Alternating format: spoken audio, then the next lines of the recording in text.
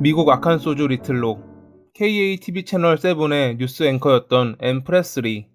정치학 학사를 취득한 후 방송사에 취직해 2004년 11월에 전임 기자로 승진했던 그녀. 그런 그녀가 2008년 10월 20일 자신의 집에서 정신을 잃은 상태로 발견됩니다. 첫 발견자는 다른 곳에 살던 그녀의 어머니 패트리샤였습니다. 아침 뉴스 앵커를 맡았던 앤은 4시 30분에 있는 방송에 출연하기 위해 항상 새벽 3시에는 일어나야 했습니다. 그런 그녀의 모닝콜을 해주는 것이 어머니였죠. 그날도 어김없이 패트리샤는 새벽 3시에 전화를 해보았지만 앤은 받지 않았고, 평소와는 다른 느낌의 그녀는 딸의 집으로 향했습니다. 집에 도착한 패트리샤는 뒷문이 활짝 열려있는 것에 깜짝 놀라 집 안으로 들어갔고, 침실에서 정신을 잃은 상태로 쓰러져 있는 앤을 발견합니다. 앤은 못 알아볼 정도로 얼굴이 부어 있었고 거칠게 숨을 헐떡이고 있었습니다. 누군가 앤의 집에 침입해 그녀를 공격했음이 분명했습니다. 앤은 신고를 받고 출동한 구급대원에 의해 응급조치를 받고 병원으로 이송됐지만 상처가 심했던 탓에 결국 5일 만에 숨을 거두고 말았습니다. 천장까지 남아있는 혈흔 자국과 앤을 본 간호사에 살아있는 사람이 그렇게 심한 상처를 입은 것을 본 적은 없었다는 증언은 당시 범행의 강도를 알려주었습니다. 범인은 노트북과 신용카드가 들어있던 핸드백을 훔쳐갔고, 앤의 신용카드는 몇 킬로미터 떨어진 주유소에서 마지막으로 사용된 것이 밝혀집니다. 사건 현장을 조사하던 경찰은 범인이 대형견들이 사용하는 계문을 이용해 집에 침입해 범행을 저질렀다는 것을 알아냈습니다.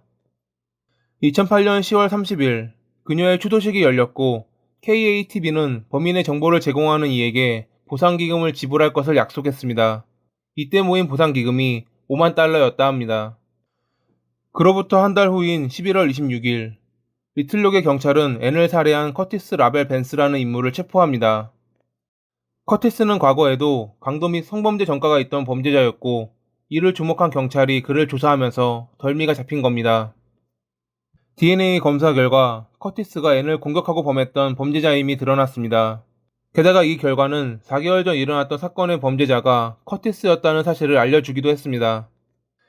4개월 전인 4월 21일에 크리스틴이라는 여성이 앤과 똑같은 범행을 당한 적이 있었는데, 그때 피해자의 몸에 남긴 범인의 DNA가 커티스와 일치했던 겁니다.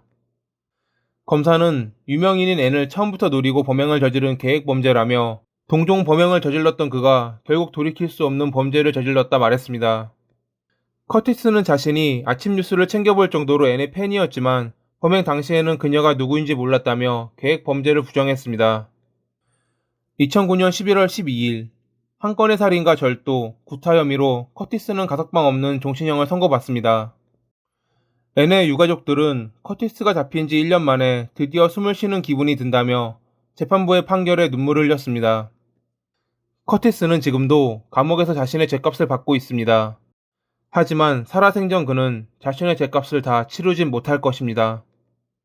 오늘도 봐주셔서 감사합니다.